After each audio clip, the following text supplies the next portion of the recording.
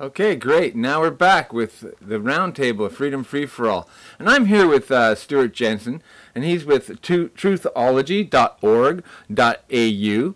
And we're here to discuss some of the things that Stewart has come up with people in Australia dealing with financial and government issues. Stewart, why don't you just introduce yourself and tell the people a little about what you're all about? Sure. Well, like everyone else, about 6 years ago, I realised that I was in a bucket load of debt and I couldn't get out. And one thing led to another, and frustration when I started finding out about the global financial system and how money's created from nothing, and I'm sure we're all aware of that. I got very angry, and then I decided to do something about it. So I looked up how to get out of debt, and I found tons and tons of information, but very little, I guess, people actually doing things about it. One thing led to another, and I got onto truthology.org.au, and they are a group of people who actually take people by the hand to help them free them of their debt, but also to help people to operate in the private. In other words, getting out of the system altogether. So what sort of a person would find this, good for them, and how would you help them understand the financial and government relationships between business and people? Yeah, I guess, as you probably understand, there's a lot of information out there on the internet. There's almost an overload, and for the regular person who's bogged down with their mortgages, with 5 credit cards and house payment, car payments, etc., it's almost the furthest thing from your mind is like, how can I find out information? So what Truthology's done is put together on the website an series of educational modules which can take someone who doesn't know anything to a level where they can start to understand how the global financial system works, how the private and the public work, and then we offer services to help them to actually extricate themselves from their debts in very lawful and honourable ways. And then to take it a step further, those that are ready to actually move out of the public realm altogether. Yes. Okay. Well, I was just wondering how the average Joe, guy that's running a job and getting taxed to the limit and finding himself in debt, how is he going to implement your program, especially if he's not terribly educated in law or in all of the institutions that run our financial and government. And it seems like a maze to me. I mean, it's like you have to be your own lawyer to even begin to figure out how to approach these situations. How does Truthology fit into that sort of, the problem that the average person faces? Yeah. I think that the one thing that we do really well is that we hold people's hand throughout the whole process. So someone who has a business and they want to start operating in the private through a private foundation, which is not attached to the government at all. And a private foundation at its basis is a way for people to take charge of their own money and wealth and give it back to society in some other way. So what we do is... Is this like a corporate structure, or is this something different? How does like a foundation differ from say a business or a corporation or something like that? The only difference is that a corporation or a business or a partnership operates in the public, so it's registered with the tax office. I see, okay. It's registered with some kind of government organisation. Right. Whereas a private foundation is exactly that, totally private. Other than that, there's a profound difference right there. Really, it is. And sometimes it's very difficult for people to get their head around that. And we offer them support and we offer them, education. And that's what I'm kicking at. Yeah. Because we hear of people using, corporate tax, what do you call it, a tax shelter or what have you? Tax haven. Tax haven, yes. So when a person approaching this would probably be considering, if I wanted to start a corporation and create a separate entity or something like that, that would be a registered corporation. Now, if I'm going to do something completely different and have a foundation, what do I need to know about having a foundation as opposed to the corporate structure? How would one negotiate these differences? Yeah, well, firstly, it isn't a tax haven. It's not a tax dodge. It's not about not paying taxes. I mean, we pay taxes on everything in Australia. I think you guys pay more tax. We do. On your provincial sales tax and GST, and if you really sat down and had a look at how much taxes you're paying every day, you're putting money across the counter, it's incredible. So the private foundation is more about realizing that, well, the actual income tax system and the corporate tax system is voluntary. And I can choose to put my tax dollars somewhere that I'd prefer to go, instead of giving it to these warmongers who want to spend tax dollars on sending young men overseas to their deaths to kill other guys who have no idea what they're doing there. And I don't want to get into that, but we do get into that. Yeah. Okay. I don't want to get you too angry, man. I'll send you rage. Don't get me started. Right. Yeah. So it really is a way that people can say to themselves, okay, I've got a business. It's a belly to belly business. I can operate in the private, and so I can have more control over the way the foundation operates. So what does that term mean, belly to belly business? Belly to belly is someone comes into your shop to buy an apple, you give them an apple, they give you money, there's an exchange, one-on-one exchange. Okay. And it would be different to someone who, for example, is working as an employee in a large company or a large firm. Where you have withholding taxes and all the normal... You have withholding. And there is no real way yet around that.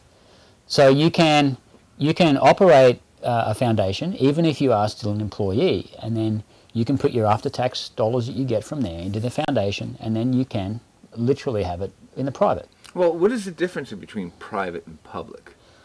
Can you break that down a little bit, in like legally speaking, or in financially speaking? Yeah, well, if you've got an understanding of the truth movement, the sovereign movement, the free man movement, you all talk about, a lot of people talk about the birth certificate, registering with the government.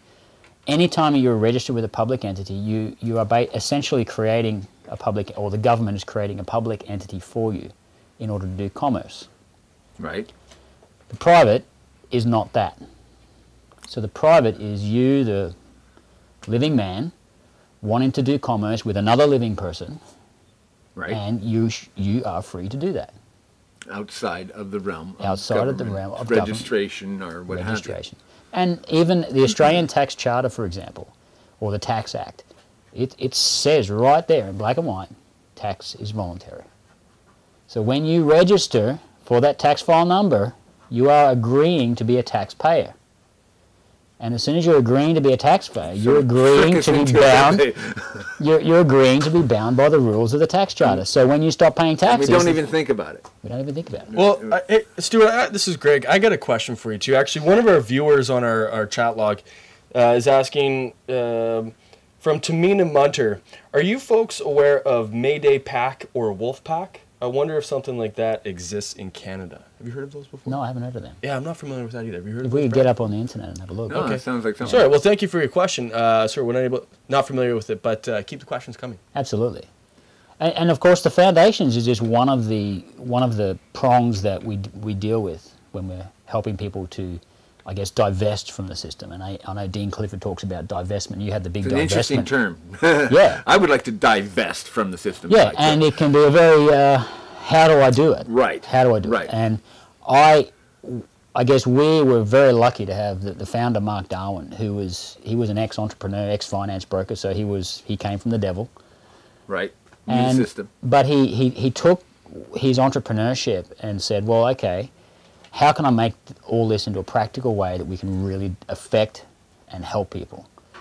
And setting up the foundation was one thing. Then the credit liberation, which I was asked to come on board to oversee. The credit liberation was the next arm. And tell us a little bit more about the credit liberation aspect, which you're saying is a defined difference from the foundation. Yeah. The credit liberation is looking at, firstly, the basis of how money is created. And of course, we've all heard about money creation and how banks can type in on a computer screen and charge interest, lend themselves out 10 times the amount of money that actually exists in circulation. That's right. All that out. And then take interest and profit off of something that doesn't exist. That's right. Yeah. And you talk to the average Joe on the street, and I'll say, "Oh, you're just a crazy conspiracy theorist." Yeah. That might have been so like 20 years ago when it was still really hidden. Now I've got great things like the internet. And I would direct everyone to go to YouTube and just do a YouTube search on Bank of England money creation. You will see their video that they've produced and put on YouTube explaining how modern money is created by banks when they make loans. Out of thin air. Would you say it's true in the video? What they're saying is... What they're saying is true. They're telling you the truth. In November of this year, the UK Parliament, the backbenchers sat down, they did a debate on money creation and society. I think the guy's name is Stephen Barker or Baker was the backbencher who put on the debate, and they talked in the UK Parliament about how money creation is essentially counterfeiting, where you've got one group who are able to create as much money as they want and then call it a loan to us where we've got to pay interest, and the banks had no risk at all, and as soon as we can't make a payment, they'll come and take our house. Right.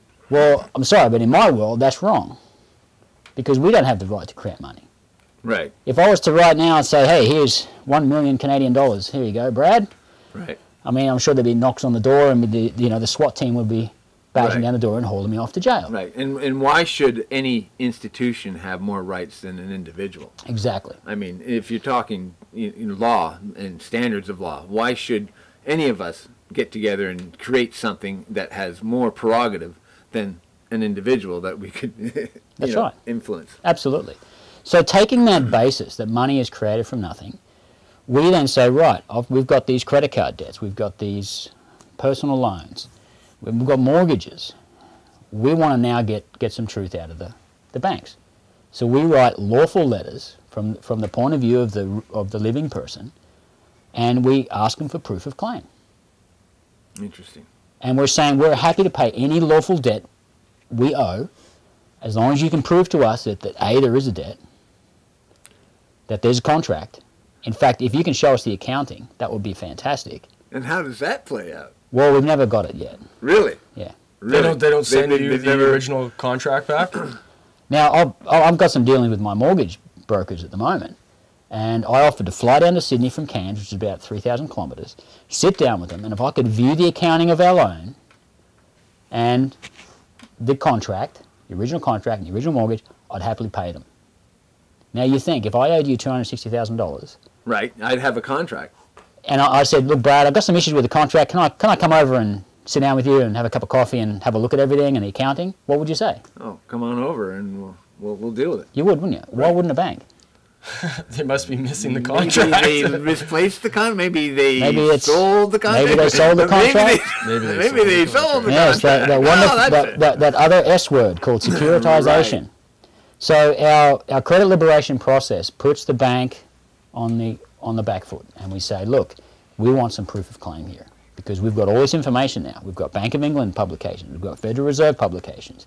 It's been debated in UK Parliament. It's the Bank of England put out its own March quarterly this year. The title, Money Creation in the Modern Economy. The first paragraph, money in the modern economy is created when banks write loans. Full stop. And they do so with interest, don't they? And they do so with interest. Unbelievable. What? I mean, how do I get in on that racket? Yeah, I'll Really? sign on for I'll that. sign on Sure, for that. yeah, I get Yeah. create money out of nothing with interest. That's right. To anybody I want. So what we do, these kinds of letters that people send out, they're freely available on the internet. What we've done is we've put together what we feel is very lawful letters. We get them notarized, and more than anything though, we offer that support, that one-on-one support to guide the person through the entire credit liberation process. And I think that's really key, especially what you talked about before with people who are very new to this. They get overwhelmed. It's intimidating to try to even begin to untangle this cotton ball of legalese and terminology that you're not familiar with, because you're probably you have your own career, and you look at the tax laws and the tax acts, and they're so thick. I mean, I don't even know of many accountants that actually understand and appreciate all this stuff. So why wouldn't somebody look for somebody to hold their hand? As Yeah. you say? Well, you know, and there's actually, and I know you've talked a little bit about this, but there's actually some chatter on our feed here. People talking about Dean Clifford, and I know that you're familiar with him, but what have you learned from Dean, and how is it different from the things that you're doing in Australia? I see Dean as a beacon of light, really, because he's the kind of guy, and if you've watched any of his videos, he doesn't take shit. No. And he wants to get out there and do stuff, because at some point, we know there's so much information out there, but at some point, someone's got to stand up and say, okay, what do I do with this information? Right. And it can be risky being that first person to step out there. Right. But you've got guys like Dean who says, well, F it, I'm going to do something. Right. And you know what? If it doesn't work, I don't care, because I'll learn a lot. So if anyone, we need more people. And again, you don't have to be a Dean Clifford. You don't have to go out there and risk your whole house and going to jail. But you can do things in a way that you are stepping up and doing something. And I feel something must be done.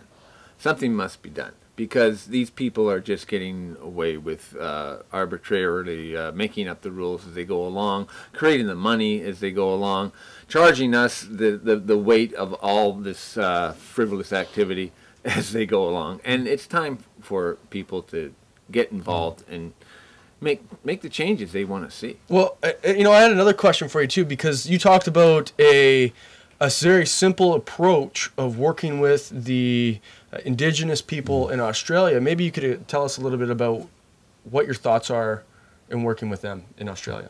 Absolutely, and I think you guys, this is something that all Canadians could look into. In Australia, a number of years ago, a group of very smart Indigenous people got together and said, right, we need to do something about the society, because it sucks. And they're not stupid either. No, they're not. No, they're not. And there's been a lot of activism over the years, but again, no one to step up and say, right, how do we make this work? So a group of them got together and they created the Original Sovereign Tribal Federation, and the OSTF for short. You can just Google Original Sovereign Tribal Federation. You'll get on their website. It's got all the information there. Basically, what they've done is created a federation in that they are claiming their sovereignty of the land. They, a number of years ago, once they'd got together for, I think, the first or second time, they then served documents on Parliament while they were in sitting, saying, we are claiming our sovereignty. Excellent. Wonderful. Two weeks later, Julia Gillard came up and said, oh, we need to recognise our Aboriginal people in the Constitution. Now, the government spent millions of dollars on this advertising campaign to recognise Indigenous people in the Constitution. What are they saying? Indigenous people are not recognised in the Constitution. Therefore, there's no law that this Crown Corporation... They are not subjects. They have their own sovereign status. They have their own sovereign status. Not only that, they have their own tribal law, which is very like the law of the land, where you do no harm to people. You honour your contracts.